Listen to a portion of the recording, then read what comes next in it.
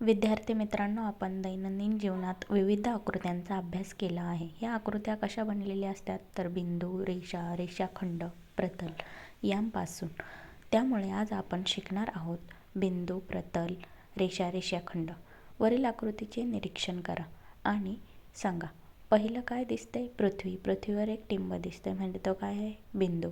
त्यानंतर काय दिसतं आहे आपल्याला? रेषाखंडासारखं दिसतंय पट्टीला. त्यानंतर रोड दिसतोय, तो दोन्ही बाजूंनी मर्यादित असतो का? नाही, अमर्याद असतो. मग तो काय झाला? रेषासारखा झाला.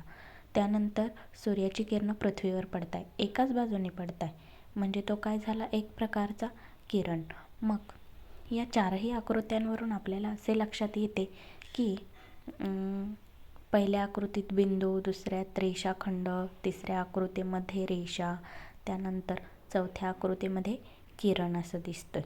मग आपल्याला जे बिंदू, रेषा, रेषाखंड, प्रतल हा शिकायचा आहे ते आपण पुढे बघणार आहोत.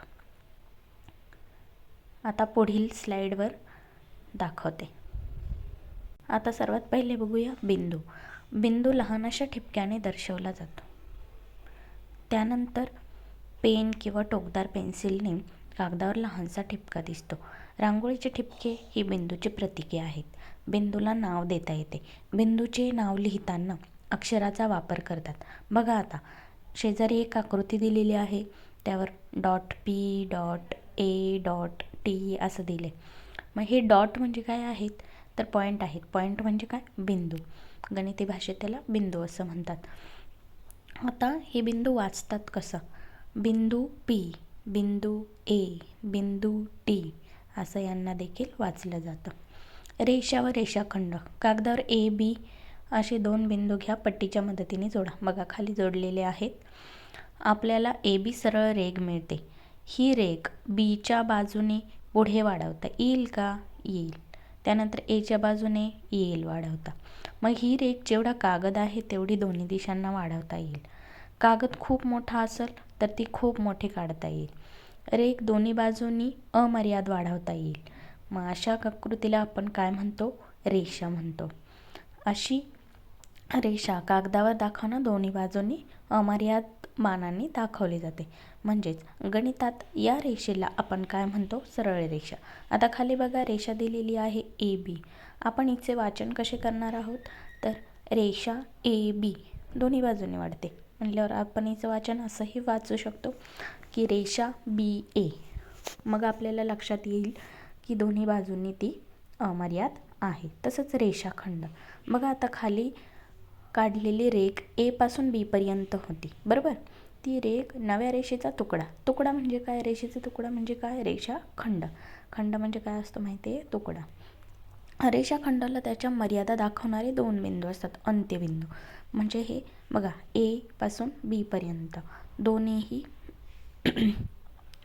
मर्यादित आहे ना? आहे. ए व बी त्याचे अंत्यबिंदू आहेत. दिसत आहेत तुम्हाला? रेषा एका लहान इंग्रजी अक्षराने किंवा रेषेवरील कोणत्याही दोन बिंदूंच्या सहाय्याने दाखवली जाते. रेषाखंडाचे वाचन आपण कसं करणार आहोत? रेषाखंड ए बी किंवा रेषाखंड बी ए. त्यानंतर खाली एक आकृती दिलेली आहे, ती रेषेची आकृती आहे. रेषा यल नाव दिलं आहे तिला. तिचं वाचन कसं करणार आहे आपण? रेषा पी क्यू किंवा रेषा क्यू पी. म्हणजे बघा रेषाखंड आणि रेषा या दोघांचेही नाव आपण अल्टर करून वाचू शकतो. रेषाखंड ए बी, रेषाखंड बी ए, तसंच रेषाखंड रेषा पी क्यू, रेषा पी क्यू पी. आता किरण. किरण म्हणजे बघा शेजारील आकृतीत बघा काय दिसतंय? पहिल्या आकृतीमध्ये दिसतंय सूर्य आणि दुसऱ्या आकृतीमध्ये दिसतंय विजेरी. सूर्यापासून निघणारे सर्व किरण काय असतात? पुढे पुढे जात राहतात. त्यानंतर विजेरीचे प्रकाशन ते एका ठिकाणाहून निघून एकाच दिशेने काय असतात? पुढे पुढे जात असतात.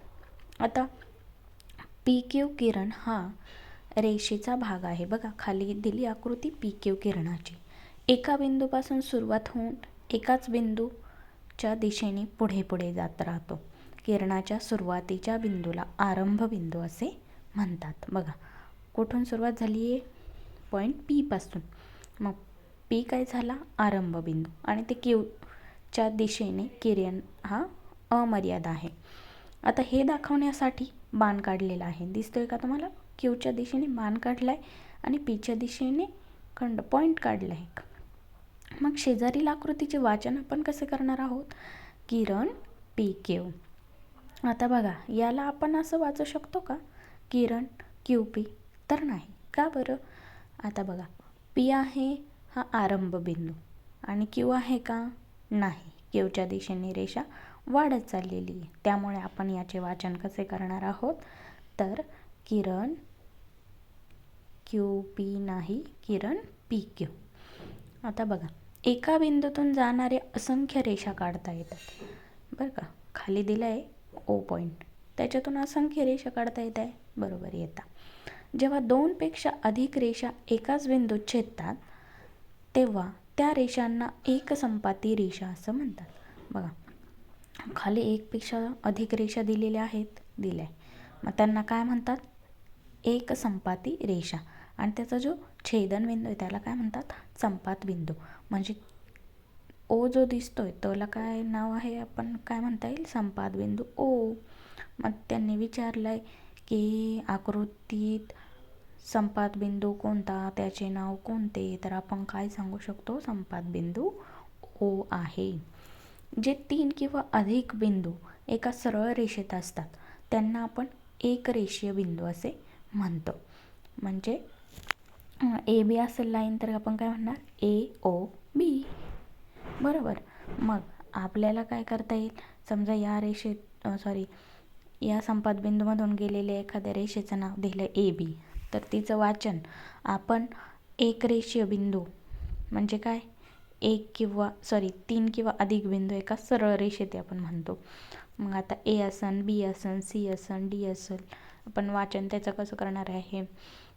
रेषीय बिंदूचं A B O C D. मग आता बघा, काय काय पाहिलं आपण? एक संपाती रेषा पाहिली, संपात बिंदू पाहिला आणि एक रेषीय बिंदू पाहिले. यानंतर आपण बघूया समांतर रेषा, त्यालाच काय म्हणतो आपण? Parallel lines. आता बघा, शेजारील आकृतीत काय दिलेले? वहीचे पान. वहीचे पान प्रतलाचा भाग आहे का? तर आहे. वहीच्या पानावरील आडव्या रेघा वाढवल्या तर त्या एकमेकींना मिळतात का? दिसतंय का तुम्हाला? मिळतात. नाही, नाही मिळत. तर बघा, इथे दिसतंय आपल्याला की वहीतील रेषा एकमेकांना मिळत नाही. मग आपण त्यांना काय म्हणतो? समांतर रेषा. म्हणजे एका प्रतलात असलेल्या व एकमेकींना न छेदणाऱ्या रेषांना आपण काय म्हणतो? समांतर रेषा. आता बघा, प्रतल. दोन्ही आकृत्यांचे पृष्ठभाग कसे आहेत? सपाट आहे का? आहे. खालील 2 चित्रांतील पृष्ठभाग सपाट आहेत. हा सपाट पृष्ठभाग एका अमर्याद पृष्ठाचा भाग आहे, म्हणजे तो काय आहे? वाढतच चालणार आहे. सपाट पृष्ठभागाला गणिती भाषेत आपण काय म्हणतो? प्रतल असे म्हणतो. बघा, खाली एक आकृती दिली आहे, पहिली फळ्याची, आणि दुसरी आकृती दिलेली आहे आपल्याला टेबलाची. हे काय आहेत? सपाट पृष्ठभाग, आणि सपाट पृष्ठभागालाच आपण प्रतल असे म्हणतो. त्यानंतर आपण ही आकृती बघूया. शेजारील प्रतलाचे नाव दिले आहे प्रतल एच. प्रतलाच्या आकृतीत मर्यादित काढलेली असली तरी सुद्धा चहूबाजूंनी काय आहे? अमर्याद आहे. प्रतल सर्व दिशांना अमर्याद आहे हे बाणांनी दाखवले जाते, परंतु अनेकदा सोयीसाठी आपण हे बाण काढतो का? नाही. या आकृतीमध्ये आपल्याला काय दिसून येते की प्रतल एच आहे, त्याच्या चहूबाजूंनी बाण दाखवलेले आहेत, परंतु आपण जेव्हा रिअलमध्ये काढतो त्यावेळेस आपण हे बाण दाखवत नाही, म्हणजे हे बाण हे अदृश्य असतात. यानंतर आपण स्वाध्याय बघूया. रिकाम्या जागा भरा. आपण काय काय बघितले? किरण पाहिला, रेषाखंड, रेषा, बिंदू, बिंदू म्हणजे लहान ठिपका, त्यानंतर तो कसा वाचला जातो, बिंदू पी ए. त्यानंतर रेषा ए बी, रेषा बी ए. त्यानंतर आपण पाहिला आहे रेषाखंड.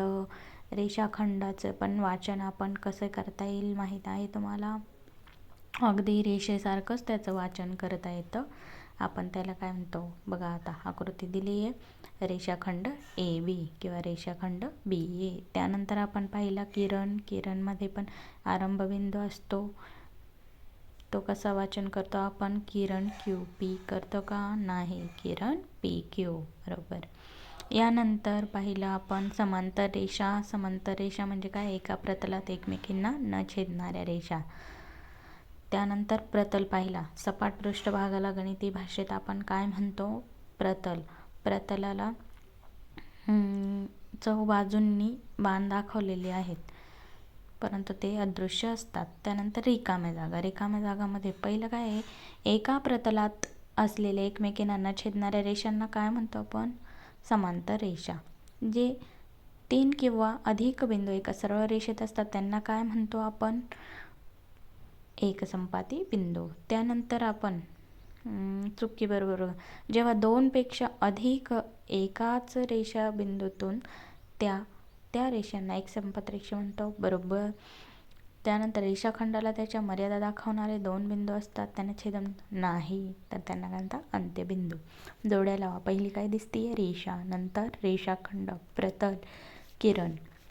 त्यानंतर खालील आकृतीचे निरीक्षण करा. त्यात समांतर रेषा, एकसंपाती रेषा, संपात बिंदू तुम्हाला विचारलेले आहेत, ते तुम्ही सांगायचे आहेत. सांगा बरं, काय काय दिसते, 2 समांतर रेषा दिसतायत, बरोबर. नंतर धन्यवाद.